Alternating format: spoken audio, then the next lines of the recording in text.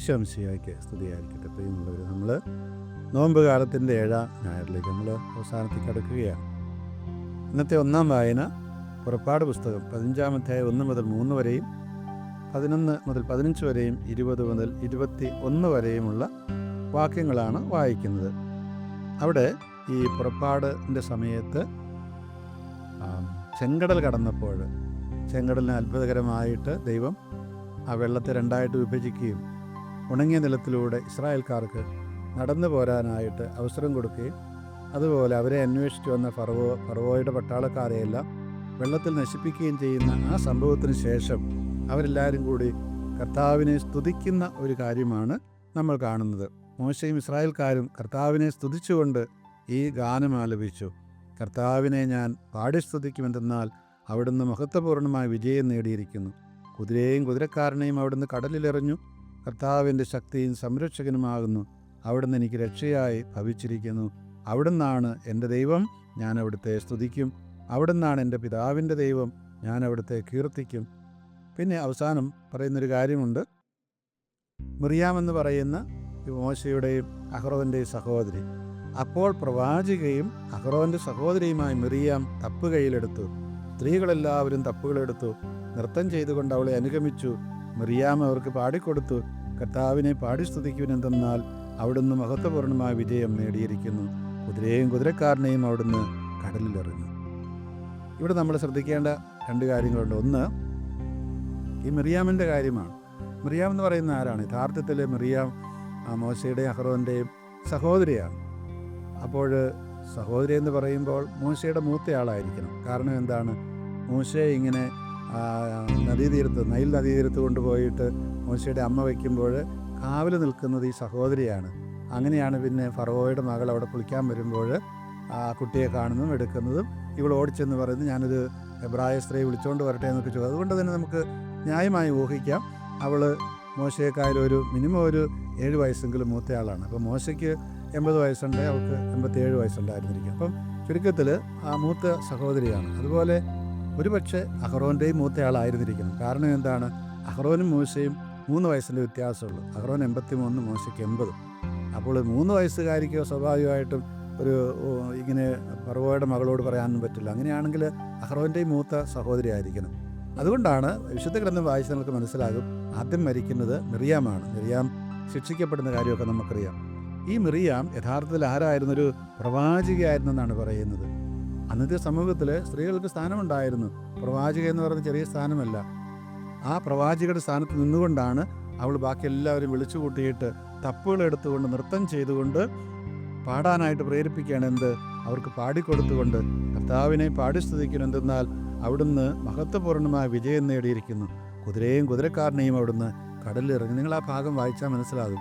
വലിയൊരു കാര്യമാണ് ഈ മോശ ചെയ്ത്. നമുക്കറിയാം സമൂഹത്തിൽ ഇപ്രകാരമൊക്കെ ആളുകളെ പ്രചോദിപ്പിക്കാനായിട്ട് അവർക്കൊരു ഊർജം കൊടുക്കാനായിട്ട് സ്ത്രീകൾക്ക് സാധിക്കുന്ന സംശയമൊന്നുമില്ല.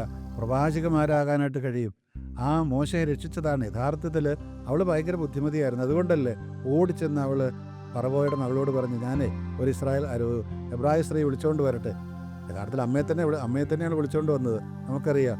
അപ്പോൾ അത്രയും ബുദ്ധിയുള്ള ഒരു സ്ത്രീയായിരുന്നു അവൾ. അപ്പോൾ നമ്മൾ പലപ്പോഴും എന്താണ് സ്ത്രീകളെ സമൂഹത്തിൽ 2ാം കിടക്കാരായിട്ടും അല്ലെങ്കിൽ അവഹേളിക്കപ്പെടേണ്ടവരായിട്ടും അല്ലെങ്കിൽ ശക്തി കുറഞ്ഞവരായിട്ടും അങ്ങനെയൊക്കെയാണ് കരുതുന്നത്. അങ്ങനെയൊന്നുമല്ല. ഈ പുറപ്പാട് പുസ്തകത്തിൽ നമ്മൾ ഇപ്രകാരം കാണുന്ന ഈ പ്രവാചിക സമൂഹത്തിൽ വലിയ സ്ഥാനമുള്ള വ്യക്തിയാണ് പ്രവാചക എന്ന് പറയുന്നത്. അതുപോലെ മോശയെക്കുറിച്ച് പറഞ്ഞാൽ അവൻ വലിയ പ്രവാചകനായിരുന്നു എന്നാണ് പറയുന്നത്. പിന്നീട് നമുക്കറിയാം പ്രവാചകരുടെ ചരിത്രമൊക്കെ. അതുപോലെ ആരാണ് പ്രവാചക അല്ലെ പ്രവാചകൻ? ദൈവത്തിന് വേണ്ടി ദൈവത്തിൻ്റെ വചനം ജനത്തോട് പറയുന്ന ഇടനിലക്കാരനല്ല ഇടനിലക്കാരിയാണ്. അങ്ങനെ ദൈവത്തിനും മനുഷ്യർക്കും മധ്യേ നിന്നുകൊണ്ട് ഇടനില വഹിച്ച വ്യക്തിയാണ് മിറിയാം എന്ന് പറയുന്നത്. ആ മിറിയാം ഇടയ്ക്ക് വെച്ച് ഒന്ന് പിറുപിറുത്തു. ആർക്കെതിരായിട്ട്? മോശയ്ക്കെതിരായിട്ട്. അപ്പോൾ മോശയൊന്നും പറഞ്ഞില്ല, പക്ഷേ ദൈവം അത് കേട്ടുവെന്നാണ് വചനം പറയുന്നത്. എന്നിട്ട് എന്താ സംഭവിച്ചത്? അഹ്റോനും കൂട്ടുകൂടിയായിരുന്നു പിറുപിറുക്കാനായിട്ട്. അവിടെ വെച്ച് തന്നെ അവൾ കുഷ്ഠരോഗിയാണ്. കുഷ്ഠരോഗി എന്ന് പറഞ്ഞു കഴിഞ്ഞാൽ ഇങ്ങനെ ശരീരം എല്ലാവരും വെള്ളപ്പാണ്ട് പിടിച്ചുപോയി. പക്ഷേ പിന്നീട് അഹ്റോൻ മോശയോട് ചെന്ന് പറയുകയും മോശ ദൈവത്തോട് പ്രാർത്ഥിച്ച് അവളെ സുഖപ്പെടുത്തുകയൊക്കെ ചെയ്തു. യഥാർത്ഥത്തിൽ ദൈവത്തിന് മിറിയാമിനോട് വലിയ സ്നേഹമുണ്ടായിരുന്നു. അതുകൊണ്ടാണ് അന്നേരം തന്നെ ഒന്ന് ശിക്ഷിച്ചു വിട്ടത്. എന്നിട്ട് പറഞ്ഞു അവൾ 7 ദിവസം പാളയത്തിന് പുറത്ത് കിടക്കട്ടെ, കാരണം അപ്പൻ്റെ മുഖത്ത് തുപ്പിയാലാണെങ്കിലും 7 ദിവസം പുറത്ത് കിടക്കണമല്ലോ, അതുകൊണ്ട് പുറത്ത് കിടന്നോട്ടെ. പക്ഷേ ഈ അഹ്റോനെയും വെറുതെ വിട്ടില്ല. അഹ്റോന് എന്താ സംഭവിച്ചത്? അഹ്റോൻ്റെ മക്കൾ 2 പേരും മരിച്ചു, ഇടയ്ക്ക് വെച്ച് കൊല്ലപ്പെട്ടു. കാരണം എന്താണ്? ദൈവത്തിനെതിരെ അവർ അനർഹമായിട്ടുള്ള രീതിയിൽ ബലിയർപ്പിച്ചതുകൊണ്ട്, ധൂപം അർപ്പിച്ചതുകൊണ്ട്. എന്നിട്ട് അഹ്റോനോട് ദൈവം പറയുന്നൊരു കാര്യമുണ്ട് സംഗീത പുസ്തകമുണ്ട്. ഈ കുട്ടികളൊക്കെ മരിച്ചു കഴിയുമ്പോൾ ദുഃഖം ആചരിക്കാനായിട്ട് തലയിൽ പുരോഹിതന്മാർക്കുള്ള തല മൂടുന്ന ഒരു പ്രക്രിയയാണ്, അത് മാറ്റണം. ഈ ദുഃഖം ആചരിക്കുമ്പോൾ ഞാൻ എൻ്റെ തലയിൽ നിന്ന് എൻ്റെ ഈ തലമുണ്ട് മാറ്റട്ടെ ദൈവത്തോട് ചോദിച്ചപ്പോൾ ദൈവം അതിനു പോലും അനുവദിക്കുന്നില്ല. അഹ്റോനെ ആ ദുഃഖം മുഴുവനും അനുഭവിക്കാനായിട്ട് വിടുകയാണ്.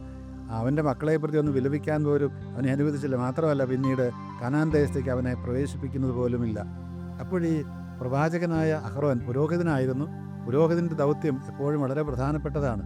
ആ പ്രധാനപ്പെട്ട ദൗത്യ നിർവഹണത്തിനായിട്ട് അവൻ എപ്പോഴും സമൂഹത്തിലുണ്ടായിരിക്കണം. അവൻ ദൈവത്തിൻ്റെ ആ കൽപ്പനയ്ക്ക് വിരുദ്ധമായിട്ടൊക്കെ പ്രവർത്തിച്ചുവെങ്കിലും അവനെ ഉടനടി ശിക്ഷിക്കുന്നില്ല. പക്ഷേ ശിക്ഷിക്കപ്പെടും. അത് അവൻ്റെ മക്കളുടെ ആ മക്കൾ പോയ വിരഹദുഃഖത്തിൽ അവനൊന്ന് ദുഃഖിക്കാൻ പോലും കഴിയുന്നില്ല. ദൈവം അവനെ അനുവദിച്ചില്ല. കാരണം പുരോഹിതൻ എപ്പോഴും അവിടെ ഉണ്ടായിരിക്കണം. മക്കൾ മരിക്കും, അത് വേറെ പ്രശ്നം. അതുപോലെ അവന് അവസാനമായിട്ട് കാനാൻ ദേശത്തേക്ക് പ്രവേശിക്കാനും കഴിയുന്നില്ല. മറിയാമിനെ അത്രയൊന്നും ശിക്ഷിച്ചില്ല ദൈവം. കാരണം മറിയാം പുരോഹിതയായിരുന്നല്ലോ, പക്ഷെ പ്രവാചികയായിരുന്നു. നമ്മൾ ഓർക്കേണ്ടത്, നമ്മൾ പെട്ടെന്ന് തന്നെ ചിന്തിക്കുന്നൊരു കാര്യമുണ്ട്. ഇങ്ങനെ ചിലരെ മാത്രം ദൈവം പെട്ടെന്ന് ശിക്ഷിക്കുന്നു, ബാക്കിയുള്ളവരിങ്ങനെ ഈ ദുഷ്ടം പന പോലെ വളരുകയാണ്. അവരെ വെറുതെ വിടുന്നൊന്നുമല്ല, അതിന് ചില ഉദ്ദേശങ്ങളുണ്ടാകും. അപ്പോൾ ഇവിടെ ഈ പ്രവാചകയായ മറിയാമിനെയും പുരോഹിതനായ അഹ്റോനെയും ഒന്നും ദൈവം വെറുതെ വിടുന്നില്ല. താൻ തിരഞ്ഞെടുത്ത ഏറ്റവും വലിയ പ്രവാചകനായ മോശ, മുഖാമുഖം കണ്ട മോശ, ആ മോശയെപ്പോലും വെറുതെ വിടുന്നില്ല. അവനെ കനാൻ ദേശത്ത് പ്രവേശിക്കാനായിട്ട് അനുവദിച്ചില്ല. നമ്മൾ ഓർക്കണം, ദൈവം നമ്മളെ തിരഞ്ഞെടുത്ത ഒരു പുരോഹിത വംശമാണ് നമ്മൾ. അതിൽ തന്നെ പുരോഹിതരാവാൻ തിരഞ്ഞെടുക്കപ്പെട്ടവരുണ്ട്. അഹ്റോനെ പോലെ കർത്താവിൻ്റെ സ്ഥാനത്ത് നിന്നുകൊണ്ട് ബലിയർപ്പിക്കാനായിട്ട് തിരഞ്ഞെടുക്കപ്പെട്ടവർ. അവർ ഇപ്രകാരം ചെയ്തു കഴിഞ്ഞാൽ, ദൈവത്തിൻ്റെ പ്രമാണത്തിന് വിരുദ്ധമായിട്ട് പ്രവർത്തിച്ചു കഴിഞ്ഞാൽ ഉണ്ടാകാവുന്ന കാര്യത്തെക്കുറിച്ചാണ് ഈ നോമ്പ് കാലത്ത് വളരെ കൃത്യമായിട്ട് ഓർക്കേണ്ടതുണ്ട്. ഈ ദൗത്യ നിർവഹണം നടത്തുന്ന ഓരോരുത്തരും ഒരുപക്ഷെ അത് ഇന്നോ നാളെ ആയിരിക്കണമെന്നില്ല, അതുണ്ടാകുമെന്നുള്ളതാണ് പറഞ്ഞു വരുന്നത്. രണ്ടാമത്തെ വായന ഗലാത്യ ലേഖനം 4-ാം അധ്യായം 12 മുതൽ 20 വരെയുള്ള വാക്യങ്ങളാണ്. സഹോദരൻ, ഞാൻ നിങ്ങളോട് അപേക്ഷിക്കുന്നു, നിങ്ങൾ എന്നെപ്പോലെ ആകുക. ഞാൻ തന്നെ നിങ്ങളെല്ലാവരും ഞങ്ങളെപ്പോലെയാണല്ലോ. നിങ്ങൾ എന്നോട് യാതൊരു തിന്മയും പ്രവർത്തിച്ചിട്ടില്ല. ഞാൻ ആദ്യമേ നിങ്ങളോട് സുവിശേഷം പ്രസംഗിച്ചത് എനിക്ക് ശാരീരിക അസ്വാസ്ഥ്യമുള്ള അവസരത്തിലാണെന്ന് നിങ്ങൾക്കറിയാമല്ലോ. എൻ്റെ ശരീരസ്ഥിതി നിങ്ങൾക്കൊരു പരീക്ഷയായിരുന്നിട്ടും നിങ്ങളെന്നെ നിന്ദിക്കുകയോ വെറുക്കുകയോ ചെയ്തില്ല. മറിച്ച് എന്നെ ഒരു ദൈവദൂതനെ പോലെ, ഈശോ മിശിഹായെ പോലെ തന്നെ നിങ്ങൾ സ്വീകരിച്ചു. നിങ്ങളുടെ സന്തോഷം എവിടെയാണ്? സാധിക്കുമായിരുന്നെങ്കിൽ നിങ്ങൾ സ്വന്തം കണ്ണുകൾ പോലും ചുഴന്നെടുത്ത് തരുമായിരുന്നു, എനിക്ക് ബോധ്യമുണ്ട്. അങ്ങനെ ഇരിക്കെ നിങ്ങളോട് സത്യം പറഞ്ഞതുകൊണ്ട് ഞാൻ നിങ്ങളുടെ ശത്രുവായി എന്നോ? സത്യം പറഞ്ഞു കഴിയുമ്പോൾ ഞാൻ നിങ്ങളുടെ ശത്രുവായി. ഇതിനെ എപ്പോഴും സംഭവിക്കുന്നത് നിങ്ങൾ എന്നെപ്പോലെ ആകണം. പൗലോസ് അതാ പറയുന്നത്. എന്താ എന്നെപ്പോലെ ആകാന്ന് പറഞ്ഞാൽ, അതിങ്ങനെ ഈ വ്യാഖ്യാതാക്കളുടെ ഇടയിൽ പലതരത്തിലുള്ള അഭിപ്രായമുണ്ട്. അവർ പറയും പൗലോസ് കല്യാണം കഴിച്ചിരുന്നത് അതുകൊണ്ട് എല്ലാവരും കല്യാണം കഴിക്കാതെ ബ്രഹ്മചര്യം പാലിക്കണമെന്ന്. അങ്ങനെയാണെങ്കിൽ പിന്നെ ഈ ഭൂമിയിൽ നമ്മളുണ്ടാകുമായിരുന്നു? ഇല്ല. നമ്മുടെ മാതാപിതാക്കന്മാർ ബ്രഹ്മചര്യം പാലിച്ചിരുന്നത് അതല്ല. പൗലോസ് എല്ലാം ഉണ്ടായിരുന്നിട്ടും എല്ലാം ഉപേക്ഷിച്ചവനെ പോലെ ജീവിച്ചു. ഇങ്ങനെ ജീവിക്കാൻ കഴിയണമെന്നാണ് പറഞ്ഞു വന്നത്. അതുകൊണ്ട് സഹോദരൻ, ഞാൻ നിങ്ങളോട് അപേക്ഷിക്കും, നിങ്ങൾ എന്നെപ്പോലെ ആകുവിൻ, ഞാൻ തന്നെയും നിങ്ങളെപ്പോലെയാണല്ലോ. എന്നിട്ട് പറയുകയാണ്, ഞാൻ ആദ്യം നിങ്ങളുടെ അടുത്ത് വന്നപ്പോൾ ഒരു ദൈവദൂതനെ പോലെയല്ലേ നിങ്ങൾ എന്നെ സ്വീകരിച്ചത്. യഥാർത്ഥത്തിൽ ഈ പൗലോസ് അവിടെ ചെന്നപ്പോൾ, ഈ ഗലാത്യയിൽ ചെന്നപ്പോൾ, അന്ന് പൗലോസിന് എന്തൊക്കെ അസുഖങ്ങളുണ്ടായിരുന്നു. പക്ഷെ അതൊന്നും അവർ പരിഗണിച്ചില്ല. ഒരു ദൈവദൂതനെ പോലെ, വേണമെങ്കിൽ കണ്ണ് പോലും ചുഴന്നെടുത്ത് തരുമായിരുന്നാണ് പറയുന്നത്. പക്ഷേ ഇപ്പോൾ പൗലോസ് പറയുന്നത്, ഞാൻ സത്യം പറഞ്ഞപ്പോൾ നിങ്ങളെന്നെ വെറുക്കുന്നുമല്ലേ, ഞാൻ നിങ്ങളെ ശത്രുവായി. ഉള്ളത് പറയുമ്പോൾ തുള്ളൽ കയറുന്നു എന്ന് പറയുന്നത് നമുക്കറിയാം. മലയാളത്തിലെ ചൊല്ലാണത്. സത്യം പറഞ്ഞാൽ പിന്നെ ആളുകൾക്കത് ഇഷ്ടപ്പെടുകയില്ല പലപ്പോഴും. അതുകൊണ്ട് എന്ത് ചെയ്യും? ആളിങ്ങനെ സൂത്രത്തിൽ സോപ്പിട്ട് മറച്ചു വെച്ചെല്ലാം സംസാരിക്കും. അതുകൊണ്ട് കാര്യമില്ല, സത്യം പറയാതിരുന്നിട്ട് കാര്യമില്ല. തെറ്റ് തെറ്റാണെന്നും ശരിയാണെന്നും നമ്മൾ പറയേണ്ടി വരും. ഇവിടെ എന്താ സംഭവിച്ചത്? ഇവിടെ സംഭവിച്ചിരിക്കുന്നതാണ്, അവർ നിങ്ങളിൽ താല്പര്യം കാണിക്കുന്നത് സദുദ്ദേശത്തോടെയല്ല, മറിച്ച് നിങ്ങൾ അവരിൽ താല്പര്യം കാണിക്കേണ്ടതിന് നിങ്ങളെ ഒറ്റപ്പെടുത്തുകയാണ് അവരുടെ ലക്ഷ്യം. നല്ല കാര്യത്തിൽ താല്പര്യം കാണിക്കുന്ന ഞാൻ നിങ്ങളോടൊത്തുണ്ടായിരിക്കുമ്പോൾ മാത്രമല്ല, എല്ലായ്പ്പോഴും നല്ലത് തന്നെ. എൻ്റെ കുഞ്ഞുമക്കളെ മിശിഹാ നിങ്ങൾ രൂപപ്പെടുന്നത് വരെ വീണ്ടും ഞാൻ നിങ്ങൾക്ക് വേണ്ടി ഈറ്റുനോവ് അനുഭവിക്കുന്നു. ഇവിടെ പറഞ്ഞു വരുന്നത് ഈ ഗലാത്യയിലെ സഭയിൽ ജെറൂസലത്ത് നിന്ന് കുറേ ഈ യഹൂദവാദികൾ, അതായത് ക്രിസ്ത്യാനികളായിട്ട് തീർന്ന യഹൂദന്മാർ, അവർ പറഞ്ഞു യഹൂദന്മാരെയാണ് ദൈവം തിരഞ്ഞെടുത്തത്. അതുകൊണ്ട് ആരൊക്കെ ക്രിസ്ത്യാനികളാണോ അവർ ആദ്യം തന്നെ ഛേദനാചാരം, അത് യഹൂദന്മാരുടെ നിയമമാണ്, അത് കഴിക്കണം. അതില്ലാതെ ക്രിസ്ത്യാനാവാൻ പറ്റില്ല. അതുപോലെ യഹൂദന്മാരുടെ എല്ലാ ആചാരങ്ങളും അവർ സ്വീകരിക്കണം, എങ്കിൽ മാത്രമേ നിങ്ങൾക്ക് ക്രിസ്ത്യാനാകാൻ പറ്റുള്ളൂ. ഇതേക്കുറിച്ചാണ് പറയുന്നത്. അപ്പോൾ ഈ ഗലാത്യയിലെ ആളുകൾ അവർ യഹൂദന്മാരല്ല, അവർ പുറജാതിക്കാർ, മറ്റു ജാതിക്കാരാണ്. അവർക്ക് യഹൂദന്മാരുടെ പാരമ്പര്യവും നിയമവും ചട്ടവും എന്ന് അറിഞ്ഞുകൂടാ. അവിടെ ചെന്നിട്ടാണ് ഈ കുഴപ്പം ഒപ്പിക്കുന്നത്. അവരെക്കുറിച്ച് കുറച്ച് പേര് പറഞ്ഞു, അപ്പോൾ അത് ശരിയാണല്ലോ, കുറച്ച് പേര് പറഞ്ഞത് ശരിയല്ല. ഇതേക്കുറിച്ചാണ് പൗലോസ് പറയുന്നത്. പൗലോസ് പറഞ്ഞു അങ്ങനെയൊന്നും അത് വേണ്ട, നിങ്ങൾ അവരെ അനുസരിക്കേണ്ട കാര്യമൊന്നുമില്ല എന്ന് പറഞ്ഞപ്പോൾ, ഞാൻ സത്യം പറഞ്ഞതുകൊണ്ട് നിങ്ങളിൽ ചിലർ എന്നെ വെറുക്കുന്നു, പ്രത്യേകിച്ച് ഈ യൂദയായിൽ നിന്ന് വന്ന യഹൂദ ക്രിസ്ത്യാനികൾ എന്നെ വെറുക്കുന്നു. അതേക്കുറിച്ചാണ് പറഞ്ഞു വരുന്നത്. അതുകൊണ്ട് നിങ്ങൾ അവരെ ചെവിക്കൊള്ളേണ്ട കാര്യമില്ല. ഇപ്പോൾ നിങ്ങളുടെ ഇടയിൽ സന്നിഹിതനായിരിക്കാനും എൻ്റെ സംസാര രീതി എന്നെ മാറ്റാനും സാധിച്ചിരുന്നെങ്കിൽ എന്ന് ഞാൻ ആഗ്രഹിക്കുന്നു. എന്തെന്നാൽ നിങ്ങളെക്കുറിച്ച് ഞാൻ അസ്വസ്ഥനാണ്. നിങ്ങളിങ്ങനെ ഞാൻ പറഞ്ഞതൊക്കെ സ്വീകരിക്കാതെ ഈ യഹൂദവാദികളുടെ ആശയങ്ങൾ കേട്ട് നിങ്ങൾ ഗ്രൂപ്പിസം ഉണ്ടാക്കി സമൂഹത്തിൽ വഴക്കുണ്ടാക്കുന്ന ആ ശൈലി, അത് ശരിയല്ല എന്നാണ് പറയുന്നത്. എന്തിനും ഏതിനും വഴക്കുണ്ടാക്കുന്ന ശൈലി തിമോത്തിയോസിനെ പൗലോസ് പലപ്പോഴും ഉപദേശിക്കുന്നുണ്ട്. നീ അനാവശ്യമായിട്ടുള്ള വാദപ്രതിവാദങ്ങളിൽ ഏർപ്പെടരുത്, അത് എപ്പോഴും സമൂഹത്തിന് തിന്മ വരുത്തി വെക്കുകയുള്ളൂ എന്ന്. ഈ നോമ്പ് കാലത്ത് നമുക്കൊരു പക്ഷേ ഭക്ഷണമൊക്കെ വേണ്ടെന്ന് വെക്കുന്നതോടൊപ്പം തന്നെ ഇതുപോലെയുള്ള വാദപ്രതിവാദങ്ങളും അനാവശ്യമായിട്ടുള്ള വഴക്കുകളൊക്കെ ഒന്ന് ഒഴിവാക്കാൻ സാധിച്ചാൽ അത് തന്നെയായിരിക്കും വലിയ കാര്യമെന്ന് പറയുന്നത്. ഏറ്റവും വലിയ നോമ്പ് അതായിരിക്കും. സുവിശേഷം, ലൂക്കാ സുവിശേഷം 19-ാം അധ്യായം 28 മുതൽ 40 വരെയുള്ള വാക്യങ്ങളാണ്.